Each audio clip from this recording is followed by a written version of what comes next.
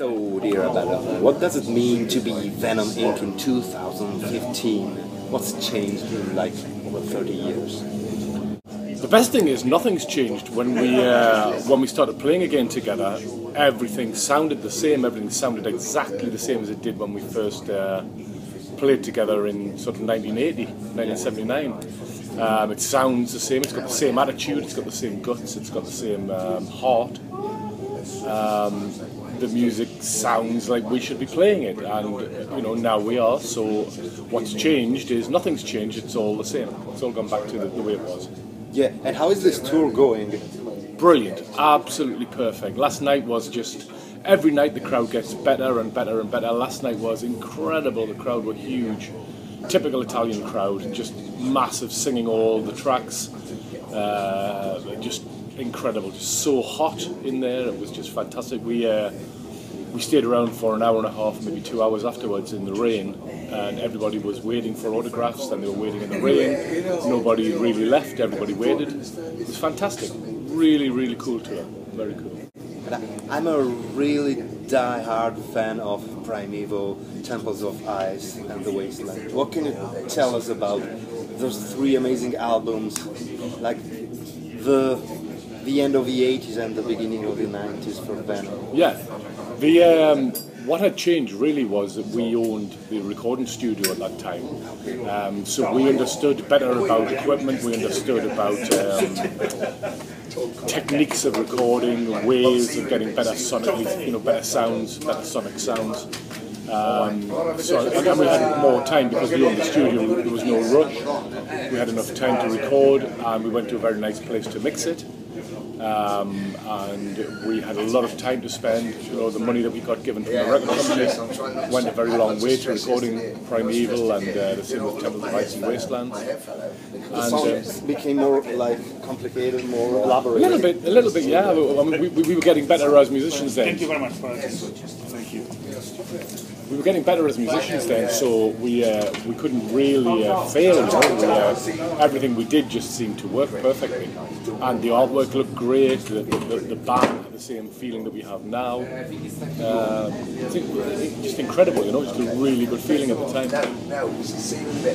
And after like some grim facts in the early 90s, now the black metal scene is quite phony in some way. How do you see it now, and how did you saw it in the beginning of the 90s?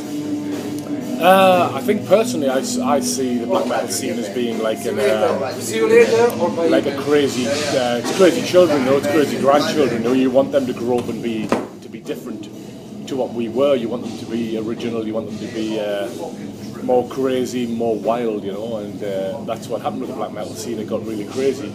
People say now that it's a little bit false. It's a little bit.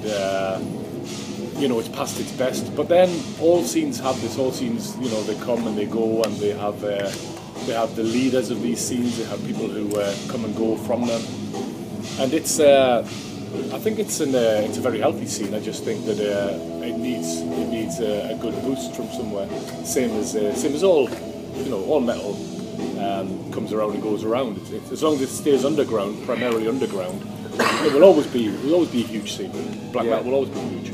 And dear Mantas, how is life in Portugal? Sunny and very relaxed.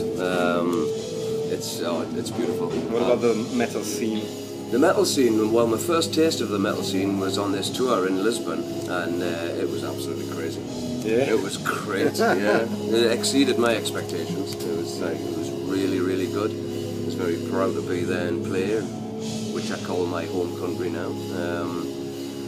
But yeah, I mean, Portugal's great. It's just so laid back, so relaxed. And we live in a very, very small village. So. What do you recall about the punk rock days in Britain in the late 70s? Do you know, I mean, I was never that much into the punk scene. Okay. I mean, I grew up through, probably as a kid, I came up through the glam scene, with Slade and T-Rex and The Sweet.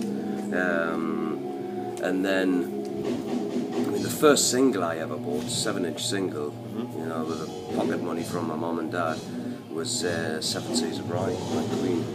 And that was my sort of first venture into heavy rock, I suppose. but I mean, first album I ever bought was Ride a White Swan, T-Rex. So I was always into guitar-driven music. I always loved the idea of guitars. And, you know, I've worked with my mum and dad for a long time to get a guitar, and I eventually got a little acoustic guitar for Christmas, and that's how it all started. But yeah, I mean, I wasn't. I mean, everything changed for me in 1979 when I saw Judas Priest. And that was the big moment too. It was like, whoa, this is what I do. Yeah, epiphany, absolutely. So I was aware of, you know, the obvious Sex Pistols and Clash, and Damned and stuff like that. I was aware of them, but I was never really in that scene. It's always been metal. Yeah. And what shall we expect from Venom Inc? Something on record? Oh yeah, definitely. There's a new album in the making as we speak. I mean, you know, it's all at demo stages and the writing stage, and you know, there's hundreds of riffs on hard drive. So you know, it's all there to be worked on, and there'll probably be even more because I think we've got some time off in January, and that's when we're going to really heavily concentrate on the new album. But there'll definitely be an album from us. Thank you so much. One final message to the Italian fans of Venom Inc. from Mantas. Oh God. Basically, it's what I always say, guys. That you are the most important part of the music industry. Never forget that, because without you, we don't exist. It's as simple as that. None of it exists. Record companies, magazines, promoters, clubs. You are the guys that support it, and for that you have my eternal gratitude. Thank you so much for supporting our music. And one final message from Abaddon. I just want to say that I think if you like old school heavy metal, then you've got to come and see this band, because that's exactly what we are. It's exactly what we promise, and it's exactly what we deliver. The Italian fans have been exactly how I remember them. They've been absolutely fucking crazy, totally off the map. And for that, you'll always have my respect. It's fantastic, absolutely brilliant to be here. Enjoying this so much, thank you.